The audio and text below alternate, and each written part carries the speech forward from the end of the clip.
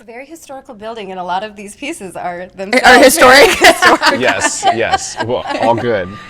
Oh yeah, welcome to Weddings Uncensored, where we drink and talk and drink. I'm Kyle. And I'm Allie, and we are breaking down the good, the bad, and the downright crazy of our whole wedding industry. And today we Cheers. cheers. Come on now. Cheers. Well, I was going to introduce our lovely guest. For those of you watching and not listening, we are on location live at the Harborside Ballroom in Newport Beach. And we have the gorgeous Marisa Topinio. Hello. Did I say it right? Yes. Okay, perfect. Yeah. Topinio. And we just discussed pronunciation for a minute, and I was going to fuck it up. I knew it was, so it's okay. Who is the venue manager here? And we are going to talk about all things venue today. Speaking, specifically to this venue, but also for General venue. all couples that are venue hunting out there. And I think that this information is valuable, obviously, if you're early on in your venue hunting process and wedding planning process. But even if you have a venue already booked, I think there's so many things that pop up throughout the whole wedding planning process, right? You realize how many steps there are. Yes. And so I think there's such valuable information regardless, even if you're closer to your date in this kind of thing. So welcome. Thank you so much for joining us. Thank you for having me. We love talking to an expert. I have so many opinions and think I'm just the best on about everything. But, occasionally we like to have another voice on. So tell us a little bit about you, how you got into the events industry, and then a little bit about this gorgeous space that we're in. Sure. So let's see. I first came into the industry in 2008. I was working for a gifting company. So that's how I first learned all about the wedding industry and got right into ABC and everything. And so it was a lot of fun. And I was always looking at the sales managers and the catering managers. And I was like, ooh, I want that. And I always had been a part of hospitality from there. So I was just working my way up. So I was a server for years. I became a restaurant manager 14 years ago now. Oh, wow. And then so the management is what led me to get into events. So I had my first daughter, and I was just trying to go back to work like part-time. Yeah. Just something light and easy. Yes. Not on my feet all the time. Yes. I was like 4 hours just a few times a week. That's fine. And then they looked at my resume, and so this venue, it's no longer there, but this was back in Orange. I worked at Manhattan Steak and Seafood, another historical venue, of course. And they looked at my resume and they were like, we're actually looking for a banquet manager. And I was like, oh, okay. And they're like, but part-time. And I was like, okay. And so that's what That shit's a lie. It's never part-time. No. I was like, how do you be a part-time banquet manager? No event management is part-time. Luckily, it was just like the assistant position. So it was the best of both worlds. I didn't have to be away from home too much, but I got exactly what I wanted. I got to work with brides, I got to work with clients, and I was right back where I wanted to be. And so from there, I've just work. Yep. I've been in and out of Newport Beach since that time as well, and now I've been here at Harborside for 3 years. So just can't get away from it. Very But cool. it's just so much fun. I think the hospitality industry is, I think it's where a lot of event people start. But I started in hospitality as well, server, banquet manager, kind of captain from the catering side. Yes. And I still think that's like one of the best reasons why I'm so good at my job as a wedding coordinator as well. There's obviously, it's so intertwined, but like the skills that you learn and the logistics and then the empathy that you have for catering and like getting 150 hot meals out at one time is so important. Well, like, You also have to how understand how to go through all of those steps. But like also how to like interact with your clients Totally. in a way that represents the company well. Some jobs you just work in the back. It doesn't matter who you are, how you interact. But I mean, I came from hotels, so the reason why people like working with me is because I had to deal with actual guests all the time.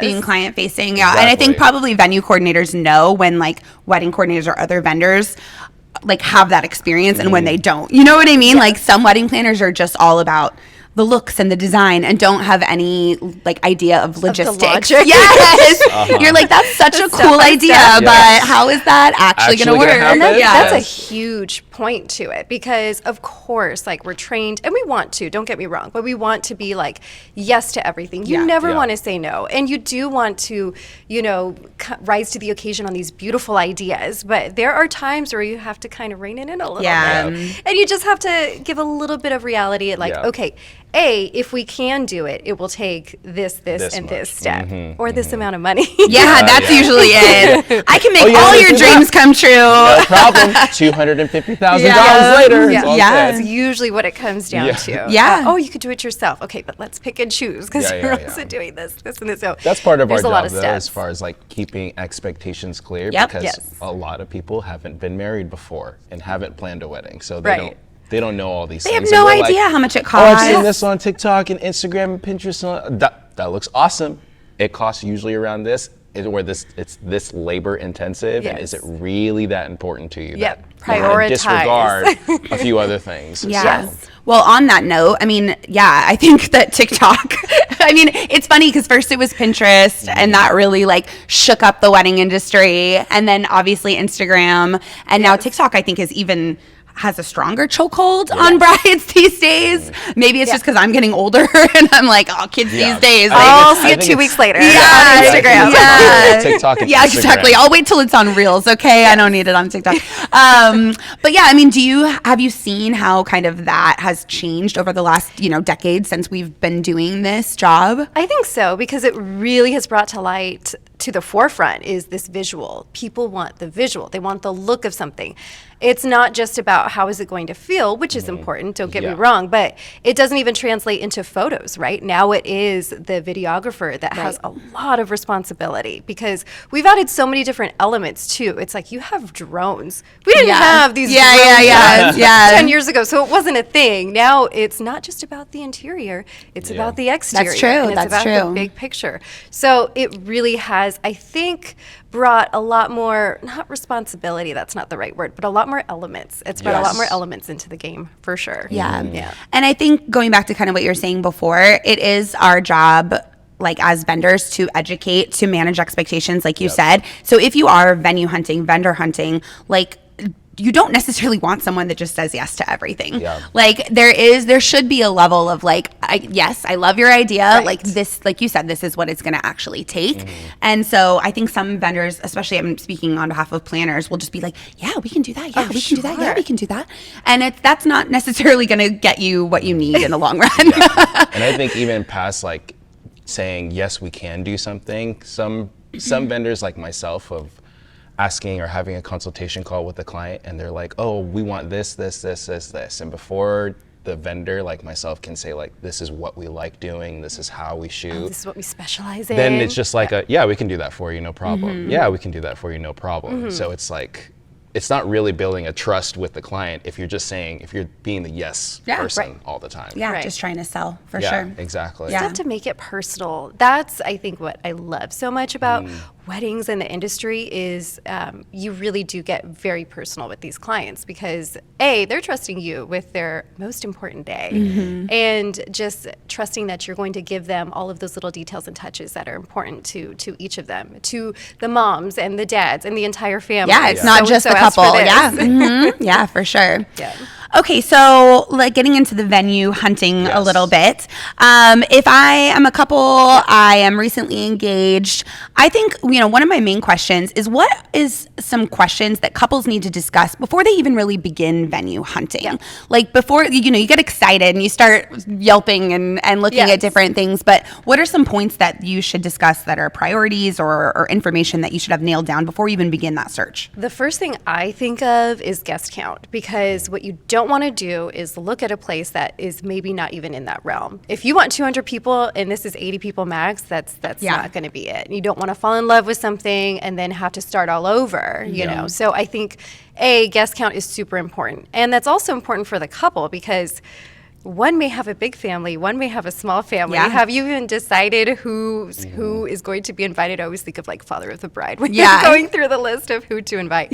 So I think that's a very big part of it. And then obviously travel will come into play. I've had family members and friends whose weddings are, destination because of where, we're traveling to. So is it more important to stick with the bride side or the groom side? And then also just kind of really taking into account with what the parents are probably want to provide as well. Are they going to pitch in?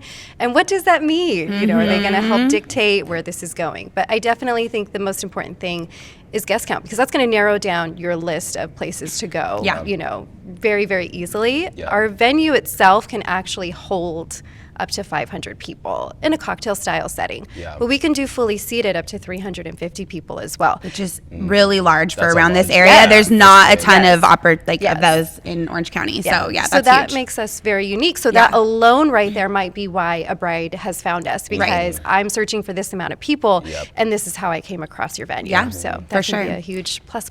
So, yeah. And I'll also note about guest count is so important because, budget is the first thing that everyone should be discussing. One leads to the other. Yes. But I think that, people just get excited and they tour venues that they can't afford, and they, are looking at things, not looking at the whole picture of like, okay, well, this venue is on budget, but then what does that actually require that you're bringing in? And having like a clear picture of that, the whole thing before you start venue hunting, so you're not disappointed. Yes. Is there anything for this venue in particular that most couples really like? That is included when they purchase the venue? It's a lot more inclusive for our venue than probably other places. This is not the type of venue where you have to outsource your rentals or your catering or other things like that. So our venue itself, we do food and beverage in-house. So we have our own chef, we have our own kitchen. So we are able to provide all of that. So that's awesome. Just have to meet that food and beverage minimum. So that's already all, taken care of for you. And then we take care of your tables, your chairs, and your linen. So we, of course, have anything from the standard inclusions to upgrades and additions that we can make for you. And then we have a preferred vendor list, but you are welcome to provide your own vendors if you'd like. So our only requirement is that they do provide us with a certificate of insurance. But so when you were to book this venue, really the only other things that you have to be thinking about are your extras, your decor, your entertainment. But the actual venue itself and everything that comes with it, you get to kind of just take that off the table. Yeah. Which is huge. And a lot of couples I think underestimate how important it is to have so many things included. Because when you're piecing together food and bar and rentals and dessert and like now all of a sudden you have 8 vendors you're managing just to complete the food and beverage service, right? Like that's not uncommon. And so, which is fine, but know what you're getting yourself into. I think knowing like when you are venue hunting, if you can look at the venues and say like, oh, well, these things are included. Think of it as like those vendors are now hired and taken care of with that venue. And that will, I think that'll help translate the dollar signs of like, okay, we are saving money. Yeah, it feels like this big number, but it feels like this big number. That's what I hear a lot. People think that they're going to save money because they're going to outsource everything. DIY kind of thing. But the time. But what is it really worth? Is it worth your time and the stress of having to put all of that together? Totally. Or just have it be set? And us being in the service industry, we're always trying to like, well, if you keep packaging more stuff, we'll keep saving you more money. Yeah. You know what I mean? Like we won't say no to that. But if you go to a bunch of 8 of the same vendors, or 8 different vendors to do what the venue can now do. For sure, they're all making their service charges on all of them, so their market rate is higher. That's true. That's very true. It'll keep saving you money the more that you can include, but I think it's always good to know for the couples. Always find out what vendors are not included or are included basically with that venue. Yeah, for sure. So if I have found Harborside online and I'm like, this looks great, I have 300 guests. Oh God, that sounds terrible. Oh my God, I'm a huge wedding. But we can do it. Right. Then what is the kind of next step of the process look like as far as inquiring? Do I go on a tour? How does that work? Yeah, so generally we would get our lead source, right? And so then we will reach out, me and a counterpart, and so you will probably get an email from us. And I'm very transparent. Our venue is very transparent. So you can go on our website and you can view all of our packages. So we love that. We're all about transparency in the industry. You get to literally see the pricing and all of the different menus that we have to offer. So I do like that because I know if somebody's inquiring, they already have an idea of what the expectations are. So I will get an email out. I'll give more, just kind of like some general information, try to get a feel for what is it that you're looking for. for? What do you envision for your big day? Let's start there. And then the next step that usually happens is that bride will probably be, great, can I get a proposal? I'm actually looking at maybe one of your wedding packages. So can I see what that looks like? Can I see what the out the door cost looks like? Yeah. Sure. So then we'll send off a proposal, and that will generally lead to, I want to come see the space, I want to come tour. And we're very open. So as long as one of us is here, it's like, come on down. We get that a lot too, because sometimes we're a destination, so it's like, I'll actually be in the area, I'll be traveling. This time frame. Yes. Yep. Or it's like, actually, my mom just lives right here on Balboa Island. Could she just pop on over? I'm like, take some iPhone videos real quick. Yeah. FaceTime is a great thing with technology these days. So, and then usually the tour is what will kind of lead right into, let's sit down, let's put a deposit down, let's get it booked. And so your deposit is all we need, and a signed contract is all we need to get your event date booked. So that includes your event space, date, and time, and that takes it off the calendar, and you got yourself a wedding date. And then you can kind of little celebratory, maybe some champagne, and relax a little bit. Because I think it's a big accomplishment. You know, to pick your venue is the hardest part. Yes. I always tell people that's going to be the hardest. Like, it's a domino effect of decisions from there, right? Yes. But everything is dependent. It is the biggest. It's the biggest mountain for sure. I mean, think about it. You should generally be picking your dress after you pick the venue. No, it's true. It's true. I mean, a lot of people are hiring planners or coordinators after the venue. Certainly, the rest of their vendors. Yes. It's always weird when do you ever have couples that reach out and they don't have a venue booked, but they reach out for photo video? Well, then I'll just tell them like, hey, thank you so much for reaching out. We're not booking anything. That's what I tell them too. It's back to you when you have your Absolutely not. It's interesting. So if a couple is doing a tour, I mean, what does a tour look like? And are there questions that couples should be asking when they're on a tour, like things that they should be looking for? Sure. So the tour, of course, is going to be the entire ballroom. So we'll bring them upstairs. Our venue, again, one of the unique points is, our building is historical. Our building is from 1906. So we are stair access only. So that's so important. That's really important, especially for someone who's possibly doing big installations, because I need to make sure that every vendor is aware of that. So there are no surprises, on the price point, because whatever fees they have to charge for that need to be done, in the beginning. Yeah. And also for the day of, the last thing I want them to do is stare at the stairwell and be like, we didn't know about this. Exactly. Yeah. Or God forbid, 2,000 pounds. Or God forbid, grandma can't get up the stairs. Well, to that point, we do have an ADA lift. So anyone that can't access the stairs, we of course are ADA compliant, but not to be confused with any freight. So I can't use the DJ's not loading your shit up there. It's not a freight elevator. Sorry, DJ. It gets asked. It is for a wheelchair. For the record, it's ADA only. Absolutely. But that's a big important thing. So we like people to be assured that for those family members, we absolutely can bring them upstairs, but stair access only for everyone else. Yep. And again, those capacities will come up. The setup will come up.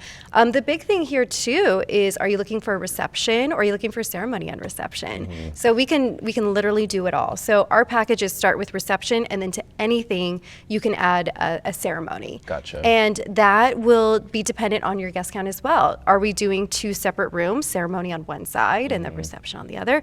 Or we can do a whole flip of the room, which we are very well versed in flips around here, and that can be a lot of fun. So we'll literally do the ceremony and the reception all together in the one ballroom, and then deciding on what they're looking for. Are you looking for a buffet? Are you looking for plated?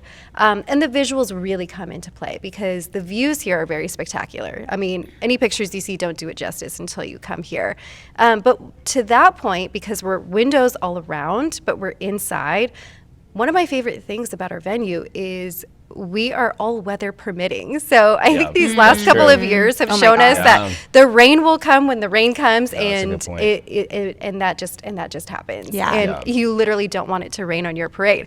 So this is the best way to get that outdoor feel without having to worry about anything or stress out about is it dewy, is it misty, is it full on raining? None of that matters, because you're still going to get to have that feel. Because we're on the water, coast, so it can absolutely get dewy, and seats would always get wet. And I know one of your, I hate seeing it for other planners, is outdoor venues for the ceremony and the seats get wet, and then everybody has to go through it and wipe down all the seats. All hands on deck for that too. It's always coastal outdoor venues usually. Well, and I just feel like obviously in Southern California, outdoor weddings are a huge deal. But after a decade of doing this, I'm like, I don't ever want to do outside weddings. Like the elements are still a thing. We have like the best weather in the world, but it's still windy as fuck or like rain. I mean, we just had to do a rain plan. It cost the clients an extra $10,000 to get a tent the week of. Like maybe that's the business we need to get into. That's have true. a bunch of tents available for seriously, but I mean that is a real thing. It's a real thing, and it can come up. And you could spend your whole entire year planning your wedding,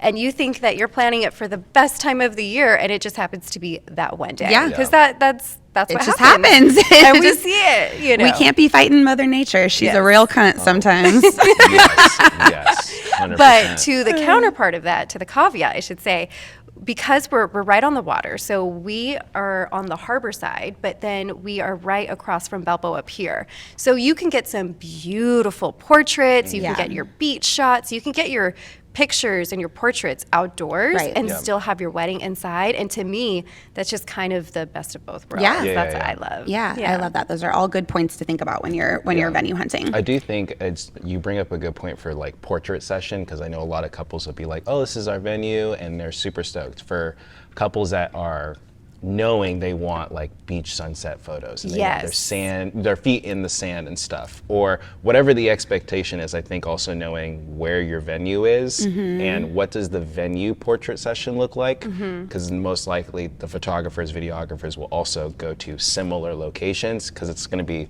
local or nearby walking distance to get to. So not just for Harborside, but for any venue in particular, keep looking at the galleries, because then you can also see, like, they can't see it on the cameras here, but there's a ton of chairs and tables over here. But you can see what the venue actually brings or doesn't bring, and if this is your aesthetic versus not your aesthetic. Yeah. Well, and not to always bring it back to my game, but timeline, right? Like, what does the venue include as far as the rental period? Does that accommodate enough time for you to go take portraits off site? I mean, all of these logistics are so important to think about early on. But what does your timeline look like? Is it simple? Because obviously then you're right in the realm of what's included. But we do here at Harborside, we offer the room for extension so that you can add another hour or even another hour on top of that, just depending on what you're looking for your big day. Yeah. And does florals need extra time to set up? Or, you know, I have a wedding right now that we're planning, and we literally had to add on 2 hours of venue rental period and rent a scissor lift for this lighting to be able to. And that's all just for setup and installation. And that's just for setup and install. Is that the zigzag one, the one that goes like really high? It's like exactly like a instead of like a ladder, like it's a scissor lift. You know. But the client had this vision for lighting, and it's like, okay, again, it's not just hiring the lighting vendor. So now we had to add on extra time with the venue. Now we had to have this extra rental, and that's going to be on the back end as well. What does your AV look like? Do you need a stage manager? These are things that people don't necessarily think of. You know, but here, a lot of those things are kind of very simplified. Of course, we have audiovisual included, but your DJ or your entertainment will usually provide like that whole step for you. So it really just kind of depends on what vendors you're hiring and then what kind of like fits in, you know. Oh, that's a good point too for DJs and venues is always like couples need to also know. Like I used to DJ weddings, and sometimes when I was younger, didn't know to like, I need to go communicate with the venue to see what in-house speakers I do have access to. I don't have access to. How loud do they actually go? Like, what's the quality? Because I've had some, I think it was the West Hollywood, I think, in LA, where they have the roof access, but because they're in West LA, there's an audio like limit curfew. And so that would have been a perfect venue for silent disco. But they had a great DJ, a great MC, but they had to keep the volume low. And the couple, like, they were told about it, but I don't think they really understood how low it had to they be. didn't understand like what that actually meant. And they were like Coachella party people, so they were ready to like let loose. But volume was always at 3 out of 10. And you can't get loose to that. So I think the DJs, having DJs remember, or couples remember, that it is good to know for the DJs to go talk to the venue to figure out what that audio looks like, because that can also mess up with your ceremony, with your videographer. Do you even have a does the DJ supposed to bring a ceremony audio setup and a separate reception one? Right. Or is it just one? Yeah. Right. So Exactly. So you said you have a recommended vendor list, but you allow clients to bring in any vendor that they want. And so that's another really important thing. If you have this, DJ that you're dead set on, or this florist that you're dead set on, like some venues do have specific lists that you can only choose from theirs. Right. Mm-hmm. So that's another really important thing to ask when you're first touring. Yes. I like our setup. It's, to me, is a happy medium, because it just covers all of our bases, I think. Because there are some brides who are like, I'm starting from square one, help me. And they want our recommendations. And that's fun for me, because I'm able to say, again, what is your vision? Okay, this is who would be good entertainment for you. This is who would be a good florist for you. We do require a day of coordinator here. So, of course, that's a very big one for us. And again, I'm going to be looking at these personalities. I want to see who fits well together and who works well together. But obviously, to the other point is, if you have somebody who's trusted and you knew the day that you were getting married, this was going to be your photographer, I'm not going to come in between that. That's not going to be a make or break situation. And then, at the same time, I hate to say it, but if it goes the other way, it's like, well, that's not your fault. Sorry. That wasn't me. I gave you options, and you didn't pick mine. Don't get mad at me. Exactly. Never from one of our trusted vendors. And for the most part, believe me, they're great. They're fantastic. We love our vendors here. But when those occurrences have happened, I'm just going to sit back and be like, okay. Yeah. Should have listened to Didn't me. want to say I told you so, but